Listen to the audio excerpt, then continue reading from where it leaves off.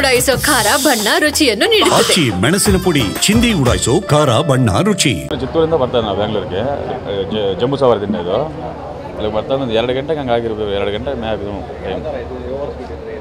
ಅದೇ ನೋಡಿಲ್ಲ ನಾವು ಆ್ಯಕ್ಚುಲಿ, ಅಲ್ಲೂ ಎಲ್ಲ ಮಲಗಿದ್ದೀವಿ. ಆ ಸೌಂಡ್ ಬರ್ಸಿ ನೋಡೋ ಅಷ್ಟೊತ್ತಿಗೆ ಫುಲ್ಲು ಸೌಂಡ್ಸು ಎಲ್ಲರೂ ಕೂಗಾಡ್ತಾಯಿದ್ರು. ನೋಡಿದ್ರೆ ನಮ್ಮ ಮಗ ತುಂಬ ಎದುರ್ಕೊಂಡ್ಬಿಟ್ಟ. ನಮ್ಮ ಮಿಸ್ಸಸ್ಸು ಕಾಲು ಹೊಡೆದೋಗಿದ್ರು, 2 ಕಾಲು ಹೋಗಿತ್ತು.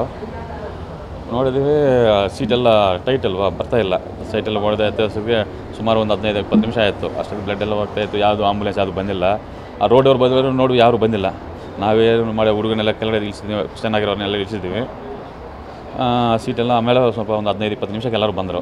ಆಮೇಲೆ ಆಂಬುಲೆನ್ಸ್ ಒಂದು ಬಂತು. ಫಸ್ಟು ಒಂದು ಇಬ್ಬರು ಕರ್ಕೊಂಡೋದ್ರು. ಆಮೇಲೆ ಆಂಬುಲೆನ್ಸ್ ಬಂದು ಅರ್ಧ ಗಂಟೆ ಮೇಲೆ ಆಯಿತು. ಅಷ್ಟೊತ್ತಿಗೆ ಬಸ್ಸಲ್ಲಿ ಎಷ್ಟು ಜನ ಪ್ರಯಾಣ ಮಾಡ್ತಾಯಿದ್ರು? ಅಪ್ರಾಕ್ಸಿಮೇಟ್ ಇರ್ಬೋದು, ಒಂದು 30 ಜನ ಇರ್ಬೋದು ಅಪ್ರಾಕ್ಸಿಮೇಟು.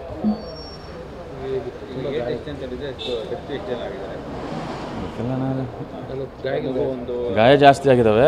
ಬಟ್ ನಾವು ನೋಡುವಾಗ ಒಂದು 5-6 ಜನ ಅನ್ಕಾನ್ಷಿಯಲ್ಲಿ ಬಿದ್ದಿದ್ರಲ್ಲಿ. ಸೊಹೇಲ್ ಅವ್ರಿಗೆ ಅನ್ಕಾನ್ಷಿಯಸ್ಸಲ್ಲಿದ್ದರು. ಜಾಸ್ತಿ ಸ್ಪೀಡ್ ಇತ್ತ ಗಾಡಿ? ಅದೇ ನೋಡಿಲ್ಲ, ಮಲಗಿದ್ದೀವಲ್ಲ, ಎಷ್ಟು ಸ್ಪೀಡ್ ಅಂತ ಗೊತ್ತಿಲ್ಲ. ಇವ್ರು ಹೇಳಿದ ಪ್ರಕಾರ ಅಂದರೆ ಲಾರಿ ಇತ್ತು, ಲಾರಿನೂ ನಾವು ನೋಡಿಲ್ಲ.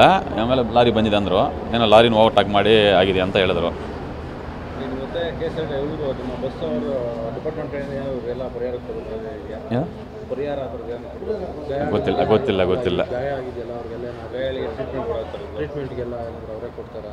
ಅದು ಗೊತ್ತಿಲ್ಲ. ಅದು ಕೊಡಬೇಕು ಅಂತ ಕೊಡಬೇಕಿಲ್ಲ, ಯಾಕಂದರೆ ತುಂಬ ಏಟ್ ಆಗಿದ್ದಾವೆ. ಎಷ್ಟು ಎಕ್ಸ್ಪೆನ್ಸಸ್ ಆಗುತ್ತೋ ಗೊತ್ತಿಲ್ಲ.